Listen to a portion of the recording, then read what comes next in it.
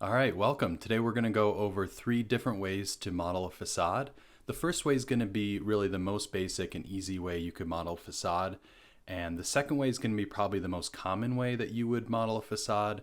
And then the third way, the one that I'm really most excited about, it's a little bit more complex, but there's a lot of opportunity there. It's something that I only recently discovered and actually inspired me to make this video. So make sure to stick around for that last method. As you can see here, all these 3 methods are going to yield different results. Okay, for this exercise, I have a basic volume about the size of a house, and we're just going to do one elevation for an example. So this one is actually mostly working in perspective in the 3D mode. Typically, when I use Rhino, I'm using 4 views, but for this one, we're only in perspective view. And it might be for someone that's a little bit more used to SketchUp where you're always working in 3D. So I'm going to come up here and select the box tool. And I can use this as a basis.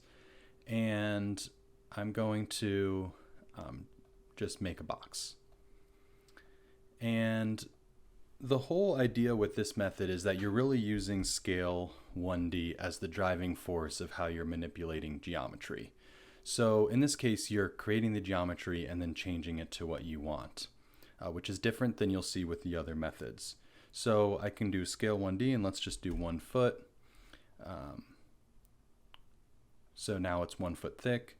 I can click this again and I can just press spacebar to repeat the command. So again, I'm on scale 1D and then I can maneuver this piece back and forth. Now let's say I wanted to make a window or an opening. I would just hit Control C, Control V. So I'm copying it over. I can slide over here. I can click and drag and it selects that point, and then I can snap it to the edge here. And then just take note of what I have selected here. So now I have a linear opening here. I could even hide this volume for right now, select and hide. And then let's say I want a lintel up top, piece up top. I could just keep on using this geometry. Select, copy, paste, select, scale 1D, come down. I'm only going to make this 2 feet, scale 1D, select, and then drag it all the way across. Now you do want to make sure that when you do the scale 1D, you want to make sure that you're not cross-referencing the geometry. You need to really make sure that it's on one plane. So just an important piece to know. Oops. Okay, now let's say I want to make a frame in this window opening. I would then just take this piece, go Control V, Control C, Control V, scale 1D, and then let's say our frame is 6 inches thick. I can do Control V, Control C. So you can see that this method of modeling, which again, it's not for everyone, not for every instance, is really about building on top of each other. And this is why I'm calling this method stacking. And so it can be pretty quick here. I can just keep on selecting and pasting, rotating geometry, kind of clicking and snapping to points here. You can use these gumballs as the scaling, but notice it's going to scale uniformly, so it might not scale how you want it to. So I'm just continuing to use the 1D. So this is what I call the stacking method, and it can be pretty good. You know, I can take this geometry. Let's say I wanted to make some louvers. I can use the gumball. So I have this red thing. I can go. Maybe I want this thing 2 inches. Select 2 inches. And I could do an array here, array 2 items, let's array 6 items, and I could create some louvers, select those, mirror, and pretty quickly I have, you know, some louvers, and I can start to work with this geometry. Let's say I wanted to do multiple facade studies. I'll do Control C, Control V, and let's say in one case, oh, maybe I want more of a linear window. I could come up here, come up and do that. I didn't mean to say linear, I actually meant to say horizontal.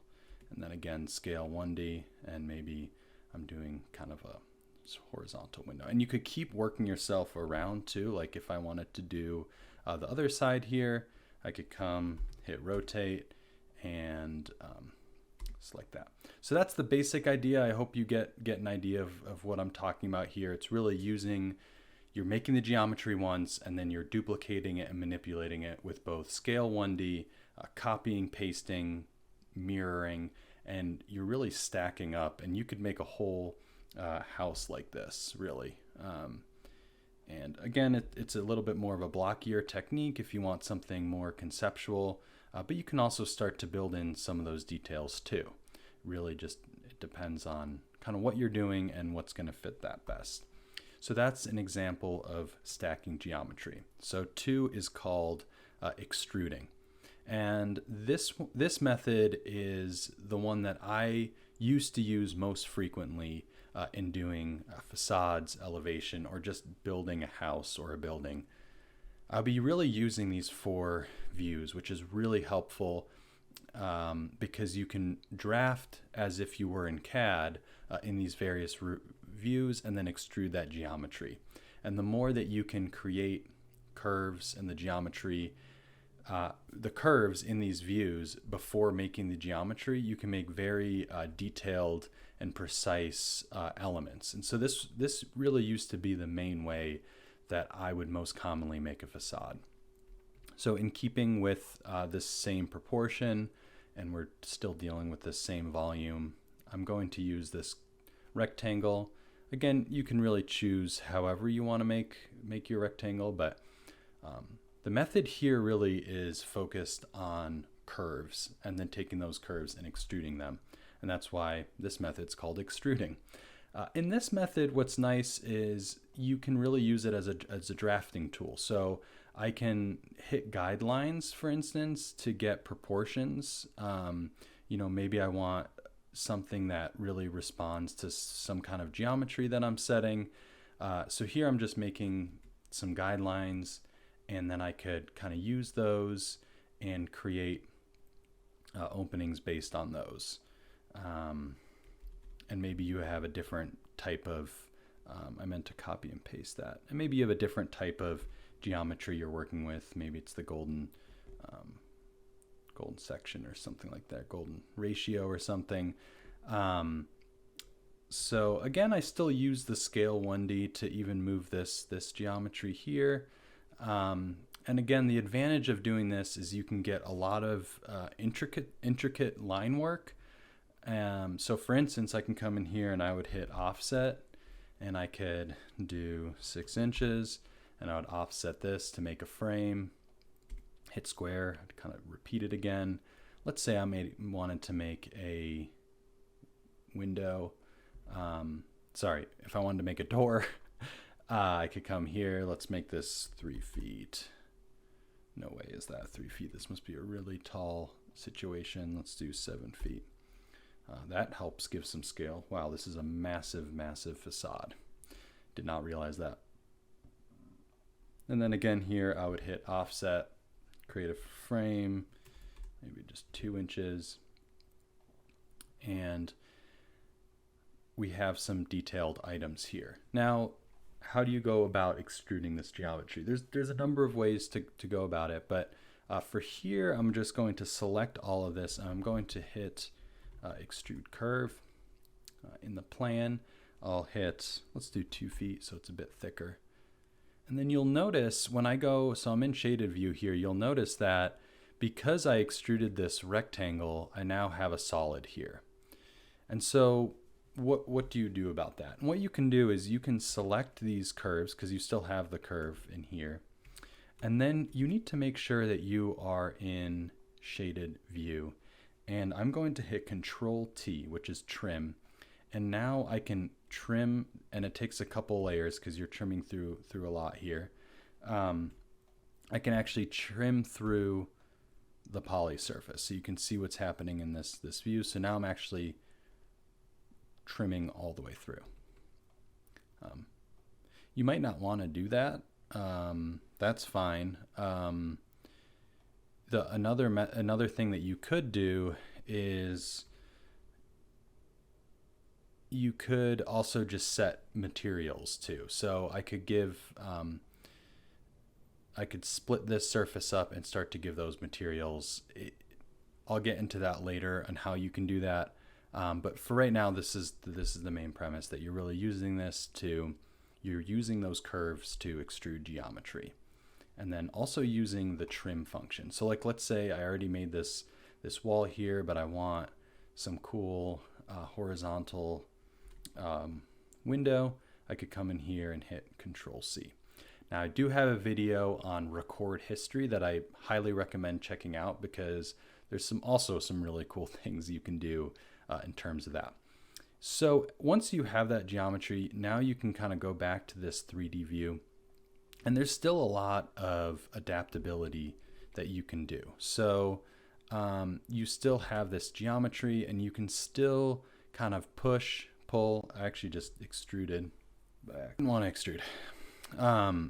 So if I have this, I can scale it this way if I wanted these kind of punched openings, that sort of thing. Don't have anything selected, and I go to materials or this or objects. I'm not really changing anything. You have to make sure that item is selected, go to the properties, and then on this drop down, there's this little paint bucket, paint thing. And then I could give it that transparent color. Now go to render, and there's that transparency. So yeah, that's just, again, you're still working with that solid geometry. You're still working with concepts of stacking, but the fundamental sort of construction strategy is you're first creating it with line work and then extruding that line work. And then afterwards, of course, you can manipulate that geometry, but that initial building of the facade happens in line work. Okay, so those are those two methods. Now we're gonna go to the one that I'm most excited about, and one that I only learned recently, but provides a lot of advantages. And we're gonna go over those advantages. So let's say we're gonna place that volume that we had here, and I'm gonna go back to shaded view because that's the easiest to see. Okay, again with this method, you are starting with curves, and I'm going to just draw a series of openings here, series of openings, and I can, let's say I wanted to make like a little overhang piece.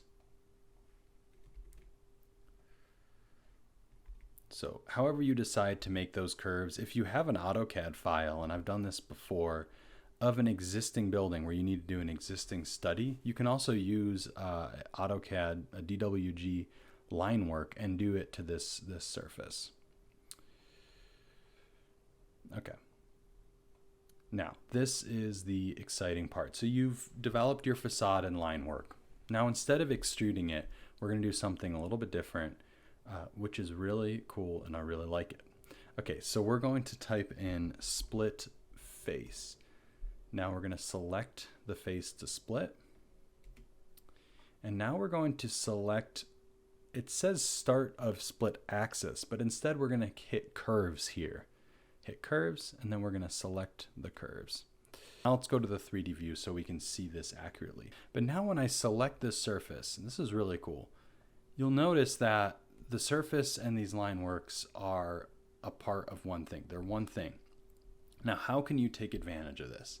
In a very simple way, without doing anything crazy, just material-wise, you can do some pretty cool things. So if I'm in render view, let's actually go to shaded view. If I hit Control Shift, Control Shift, Control Shift, Control Shift, I can now go to this material. Again, I need to have it selected, and we're going to give it that super transparent color. Now we're going to go to render view, and you can see that these are actually now individual faces, and you could just leave it at that, and that would be fine.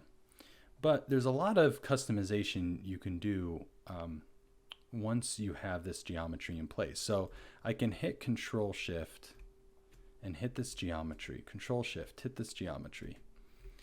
And I have a couple options here, and the first one is, this is a very small nuance, but here you can see there is a ball, and I need to make sure that the ball is black. If the ball is green, this is not going to work. I mean, it's going to work. It's just going to pull it instead of extrude it. So the ball is extrude, the arrow is pull. So if I hit this ball, I'm going to extrude it, and I can actually set the distance that I want. Let's do 2 feet.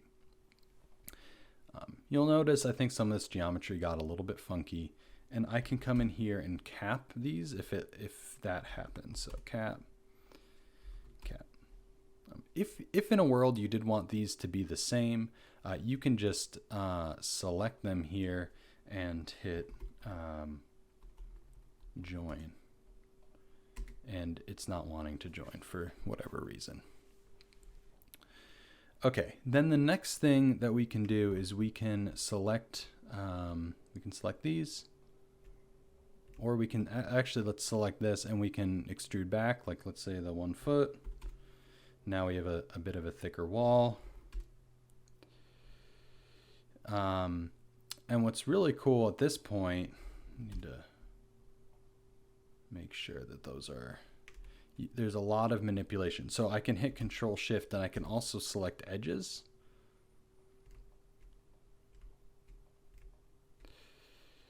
I can select a face, and I can scale it.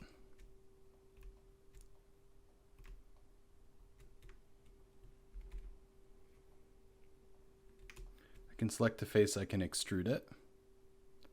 Again, if I were to do this, I probably want 2 curves, so I don't have a frame here, which is, so let's make sure that we have a frame. So it's really cool about this. So I can hit Control Shift, and I can extrude this. And then I can hit Control Shift, and I can widen it like that. I can hit Control Shift, and push it out like that. I can hit Control Shift, and I can either scale in or scale out. So a lot of just really neat ways just to really quickly work through some things. Here's some studies that I did while I was doing this, just with the same technique, kind of pushing and pulling those frames. So if you need to do that, all you have to do is, select this, select Control Shift. I just extruded that out, and then I hit that. Let's say you just wanted to hit one face, you could then do a split face, and this time you just draw a line. Surface. Okay, so there's just a ton of flexibility, and you'll notice I can either extrude or I can push and pull, and those are going to have different things going to happen for that. So that's what I was kind of messing around with this one. I was also selecting, I would like select this face, push it out, and then just doing something like that. Maybe it's dependent on the sun or something.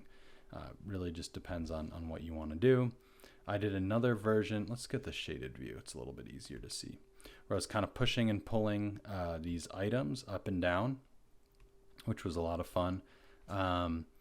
That's also, again, pretty easy to do. I can come in here and I can scale this, and then I can move that up and down, and I can punch this out, and notice it kind of makes this crazy opening. Push it up, push it down. And then, what was the last? I think that was it. Then that was just the standard version I was doing there. And then again, you can give each one of these faces specific materials. All right, well, I hope this video is helpful. I was really excited to share that third one. I think there's a lot of potential there, and really a lot of opportunities just to play around with the tool. Again, each one of these versions you can use in different contexts, depending on what type of level of detail you need, or the type of model that you're most comfortable with. And that's really going to depend on you. So let me know which one of these methods that you like the best, or the one that you found the most helpful. And yeah, have a good day, and I'll see you later. Stay tuned for more videos, and thanks for tuning in to Nate's Studio Desk.